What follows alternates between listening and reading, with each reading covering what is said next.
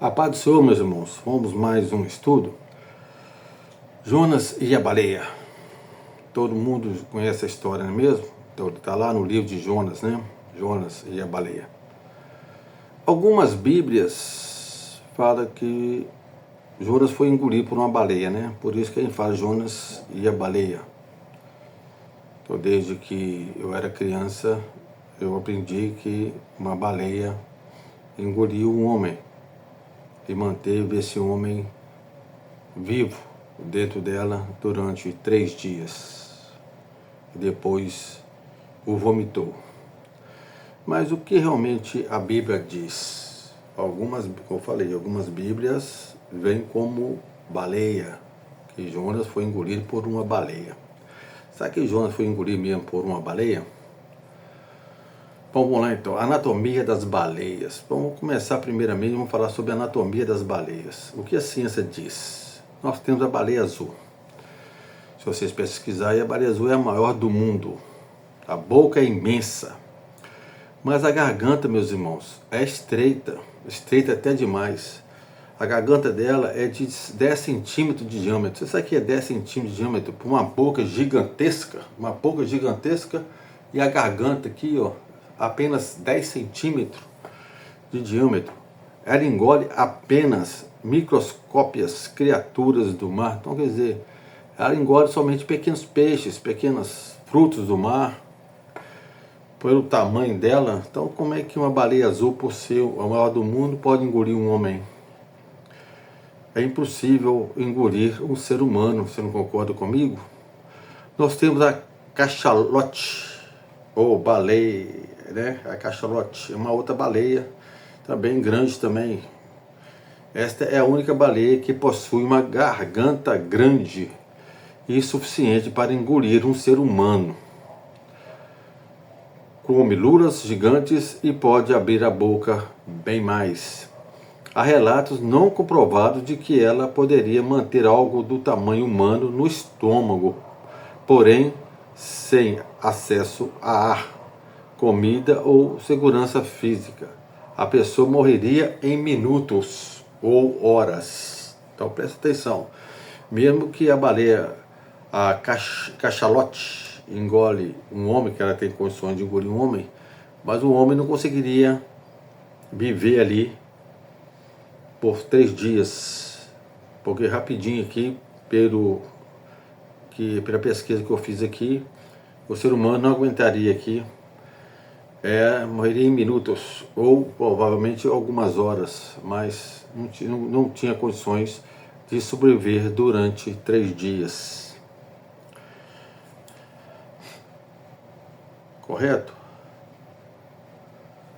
James Bartray, 1891, relato de um marinheiro que teria sido engolido por uma baleia e encontrado vivo dias depois. Muitos acreditam que essa história é uma lenda, sem provas documentais confiáveis. Alguns sugerem que foi invenção para ilustrar o livro de Jonas. O texto bíblico de Jonas, capítulo 1, versículo 17, afirma: deparou o Senhor um grande peixe. Deparou. Está ali, né? Ara.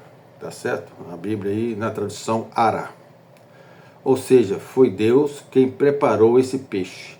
Não é dito que era uma baleia comum. Isso aponta para um evento miraculoso, assim como a sarça ardente que não se consumia, Êxodo capítulo 3, o sol que parou, né? Josué 10, Lázaro ressuscitado, João 11. A intenção do texto não é zoológica, mas espiritual e teológica, correto? Então, aqui a baleia para mim, a baleia ela é descartada. Então, quer dizer, Jonas não foi engolido por uma baleia, correto? Então, vamos lá então. O que a Bíblia diz? Deparou o Senhor um grande peixe para que tragasse a Jonas. E esteve Jonas 3 dias e 3 noites no ventre do peixe. Então, Ara, né? Almeida revista e atualizada. A palavra usada é dag gadol, em hebraico, né? Que significa literalmente grande peixe. Grande peixe. Se a gente for pegar lá no Gênesis, capítulo 1, vai falar que Deus criou grandes peixes ou monstros marinhos, correto? Algumas traduções para baleia, mas é que a questão aqui não é a baleia, como eu já falei, a baleia não tem condições nenhuma de manter um ser humano dentro da barriga por 3 dias vivo, correto? E de onde então vem a ideia de uma baleia? A associação com a baleia veio posteriormente, especialmente nas traduções e tradições populares. Por exemplo, tradução de Lutero, século XVI, usou a palavra Walfish, né, que nesse caso aí seria no hebraico, né? Walfish, baleia. Em Mateus 12:40, no Novo Testamento, Jesus diz assim: pois assim como Jonas esteve 3 dias e 3 noites no ventre do grande peixe, assim o Filho do Homem estará 3 dias e 3 noites no coração da terra. O texto grego de Mateus usa ketos, que pode ser traduzido como monstro marinho, ou criatura do mar, ou grande peixe. Na Vulgata Latina, essa palavra foi traduzida como cetus, termo que deu origem a cetáceo, baleias e outros. Conclusão teológica e simbólica. A Bíblia não especifica o tipo exato do animal. O foco não é, como falei, não é zoológico, mas teológico, né? Deus preparou uma criatura marinha e extraordinária como instrumento de disciplina e misericórdia. Pode ter sido um milagre, não necessariamente algo que conhecemos na biologia moderna, tá certo? E Jonas existiu? Será que Jonas realmente existiu, meus irmãos? Muitos falam que não, né? Muitos aí falam que Jonas não foi, não aconteceu, né? Quer dizer, não existiu Jonas. Tem muitos aí que pregam isso aí, tá certo?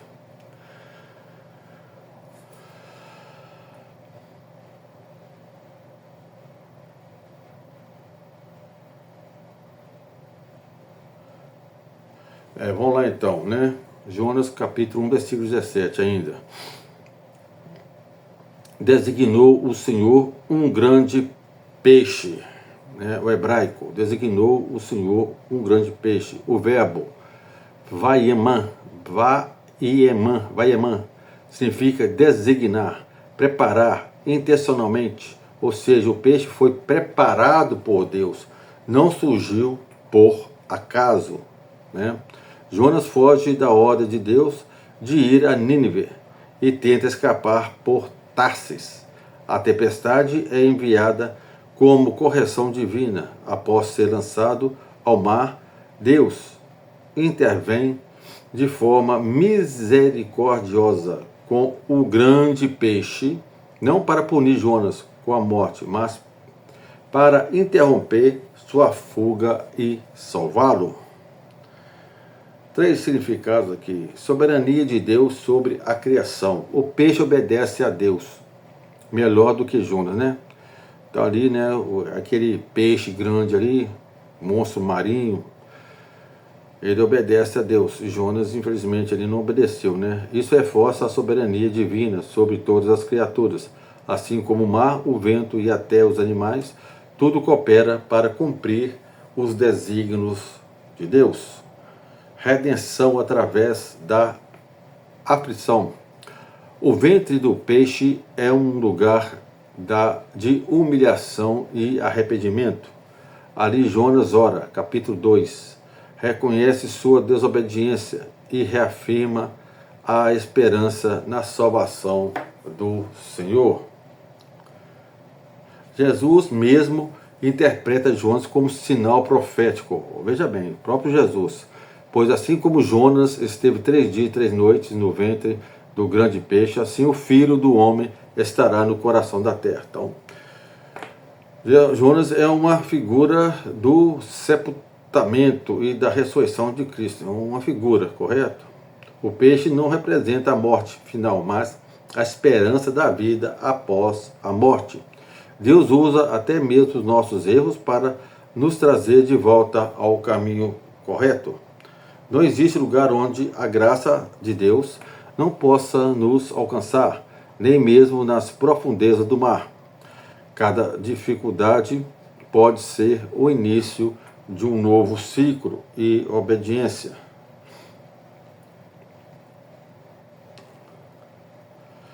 Então, o que a gente vê aqui, meus irmãos, é que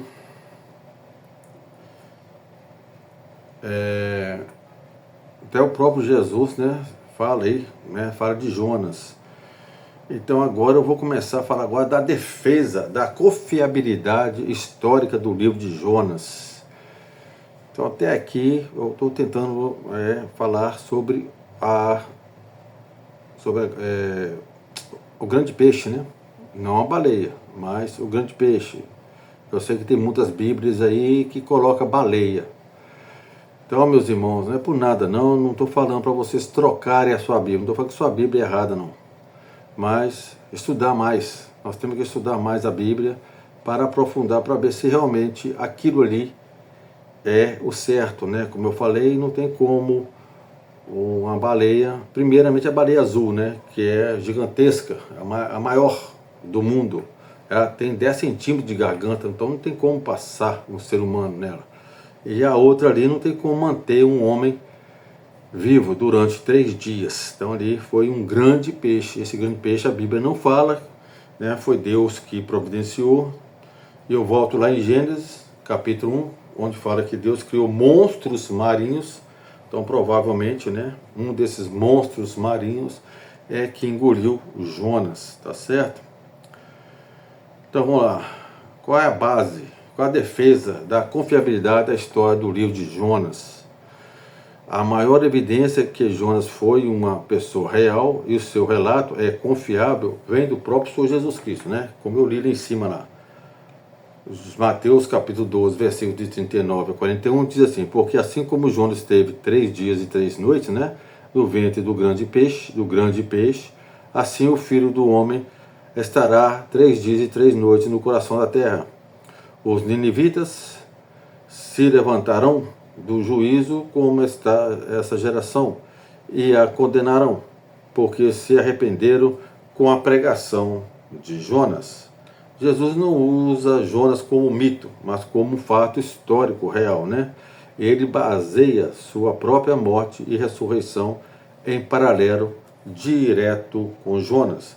Lucas capítulo 11, versículo 30 diz assim: porque assim como Jonas foi sinal para os ninivitas, assim será também o Filho do Homem para a nossa geração. Isso Jesus não compararia, né, um evento real, sua ressurreição, com uma fábula, né, meus irmãos? Porque ressurreição nós sabemos que Jesus ressuscitou, não é uma fábula, né? Então Jesus aqui afirma que Jonas existiu, tá certo? Segundo Reis capítulo 14, versículo 25, também nos fala assim, ó: Jeroboão II restaurou os limites de Israel, segundo a palavra do Senhor, Deus de Israel, que falara por intermédio de Jonas, filho de Amitai, o profeta, o qual era de Gate-Efer. Então isso mostra que Jonas viveu durante o reinado de Jeroboão II, século VIII antes de Cristo. Era reconhecido como profeta em Israel. Existia historicamente fora da narrativa do grande peixe. A estrutura literária do livro é narrativa histórica. O livro de Jonas tem nome de pessoas e locais reais: Jonas, Nínive e Tarsis. Então, Jonas, um nome real, né? Nínive é um local, Tarsis também é outro local também. Relata eventos com sequências cronológicas, não simbólicas. Usa construções hebraicas típicas de prosa histórica, como os livros de Reis e Samuel. Se fosse uma fábula ou alegoria, esperava-se falta de nomes reais, expressões poéticas e simbólicas predominantes, moralização explícita no fim, o que não há em Jonas. Confirmação histórica e arqueológica sobre Nínive. Letra A. Nínive existiu, capital do Império Assírio, no século VIII a.C. Então, uma cidade, capital do Império Assírio. Os assírios nós sabemos que existiu, né, meus irmãos? Uma das maiores cidades do mundo antigo. As ruínas foram descobertas na atual cidade de Mosul, no Iraque. Os costumes assírios que arrependimentos combinam com Jonas 3. Registros assírios mostram que eles jejuavam coletivamente em tempos de crise, usavam pano de saco, envolviam até os animais em rituais religiosos. Vê Jonas capítulo 3, versículos 7 e 8. Possíveis contextos para o arrependimento. Pesquisas indicam que Nínive pode ter passado por epidemias, eclipses solares, como o eclipse de 763 a.C., movimentos internos de revolta. Isso pode ter preparado o povo para uma resposta mais sensível à pregação de Jonas, ainda que breve. Há coerências teológicas e a mensagem profética. Se o livro de Jonas fosse apenas alegórico, seria o único livro profético e não tratar um profeta como pessoa real. A mensagem de misericórdia é um povo gentil perderia sua força histórica e teológica. A criação de Jonas, a crítica de Jonas ao amor de Deus pelos pagãos seriam injustificável num conto fictício. Deus usa Jonas como exemplo de graça além das fronteiras de Israel, algo extremamente relevante para a teologia bíblica. Então, concluindo aí, o livro de Jonas é confiável historicamente, com base no testamento de Jesus, na referência histórica em 2 Reis, na estrutura literária, na arqueologia e na coerência teológica. Podemos afirmar, meus irmãos, com segurança que o livro de Jonas é um relato histórico real, mesmo que envolva elementos milagrosos, como o grande peixe, o que é coerente com o Deus soberano das Escrituras. Fica na paz, meus irmãos.